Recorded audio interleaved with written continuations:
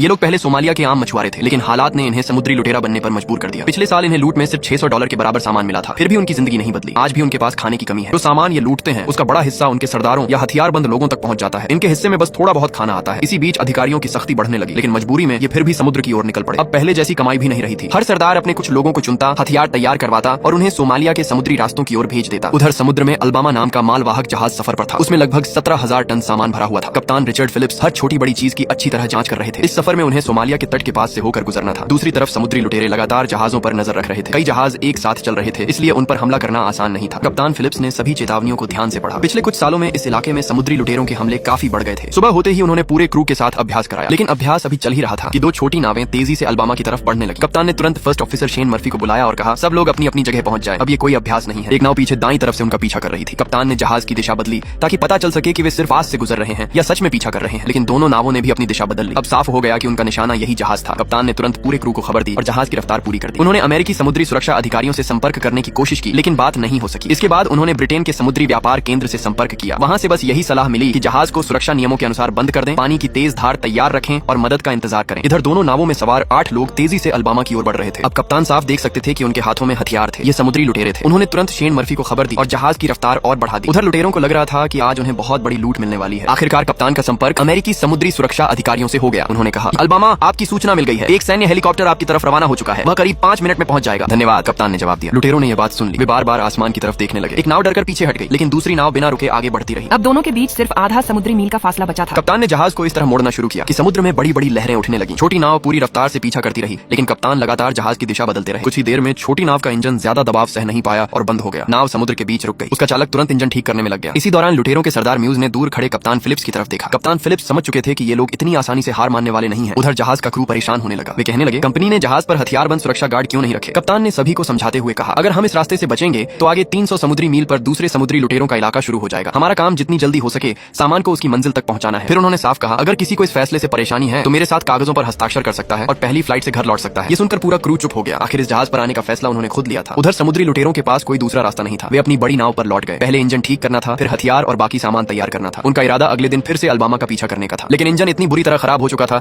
कि उसे ठीक करना आसान नहीं था। दूसरी नाव वाले उनका मजाक उड़ाने लगे। तभी उनके सरदार म्यूज ने कहा, चलो अफ्रीका चलते हैं। उसकी बात सुनकर एक साथी ने गुस्से में बंदूक उसकी तरफ तान दी, लेकिन म्यूज घबराया नहीं। वो पीछे हटने वालों में से नहीं था। अगली सुबह कप्तान रिचर्ड फिलिप्स तैयार ही हुए थे कि उनके एक साथी का फोन आया। करीब 1.7 समुद्री मील की दूरी पर एक छोटी नाव उनकी तरफ बढ़ रही थी। पूरे जहाज पर तुरंत अलर्ट जारी कर दिया गया। समुद्री सुरक्षा अधिकारियों की इमरजेंसी लाइन पर संपर्क किया गया। साथ ही सभी क्रू मेंबर अपने अपने तय ठिकानों पर छिप गए। कप्तान ने जहाज की रफ्तार फिर से पूरी कर दी, लेकिन इस बार लुटेरों की नाव पहले से कहीं तेज थी। कल उसमें एक इंजन था, लेकिन आज उसमें 2 इंजन लगे हुए थे। कप्तान ने फिर समुद्री सुरक्षा अधिकारियों से संपर्क किया, जिन्होंने तुरंत सैन्य अधिकारियों तक खबर पहुंचा दी। उधर लुटेरे रेडियो पर चेतावनी देने लगे। वे खुद को सोमाली कोस्ट गार्ड बता रहे थे और कह रहे थे कि अमेरिकी मालवाहक जहाज को नियमित जांच के लिए तुरंत रोक दिया जाए, लेकिन अल्बामा नहीं रुका। तुरंत जहाज के ऊपर लगे तेज दबाव वाले पानी के पाइप चालू कर दिए गए ताकि कोई भी नाव पास न आ सके। यह एक ऐसा मालवाहक जहाज था जिस पर हथियारबंद सुरक्षा गार्ड नहीं था। तभी जहाज का नंबर 7 वाला पानी का पाइप खराब हो गया। लुटेरों ने तुरंत इस कमजोरी को पहचान लिया। कप्तान ने उन्हें रोकने की पूरी कोशिश की, लेकिन उनके हाथों में AK-47 राइफलें थी। उन्होंने तुरंत पूरे क्रू को आदेश दिया कि सभी लोग इंजन रूम में जाकर खुद को अंदर से बंद कर लें। इसी बीच लुटेरों ने सीढ़ी लगाई और एक एक करके अल्बामा पर चढ़ गए। कुछ ही मिनटों में उन्होंने जहाज पर कब्जा कर लिया। कप्तान ने आखिरी बार रेडियो पर संदेश भेजा, जब तक मदद नहीं पहुंचती सभी लोग अंदर ही बंद रहे, कोई भी बाहर नहीं आएगा। थोड़ी ही देर में लुटेरे ब्रिज तक पहुंच गए और जहाज का कंट्रोल अपने हाथ में ले लिया। उनके सरदार म्यूज ने कप्तान से कहा, घबराओ मत, हम सिर्फ पैसे चाहते हैं, किसी को नुकसान नहीं पहुंचाना चाहते। पैसा दे दो, बाकी सब बात से तय हो जाएगा। कप्तान ने उन्हें जहाज की तिजोरी दिखाई। उसमें लगभग 30,000 अमेरिकी डॉलर नकद रखे थे। इतनी रकम 4 लोगों के लिए काफी थी, लेकिन लुटेरे इससे संतुष्ट नहीं हुए। वे पूरे जहाज की तलाशी लेने लगे। उसी समय नीचे इंजन रूम से जहाज का सिस्टम बंद कर दिया गया। कप्तान ने समझाया, जहाज बहुत तेज चल रहा था, इसलिए कंप्यूटर में खराबी आ गई है, अब इसे चलाया नहीं जा सकता। म्यूज खुद कंट्रोल पैनल के पास गया, लेकिन उसे भी समझ आ गया कि वह इस जहाज को चला नहीं सकता। अब उसने जहाज के बाकी क्रू को सामने लाने की मांग की। कप्तान ने फोन उठाकर उनसे बात करने की कोशिश की, लेकिन म्यूज ने फोन छीन लिया। उसने धमकी दी, सभी लोग तुरंत बाहर आ जाओ, अगर कोई नहीं आया तो हर 1 मिनट में एक आदमी को मार दिया जाएगा।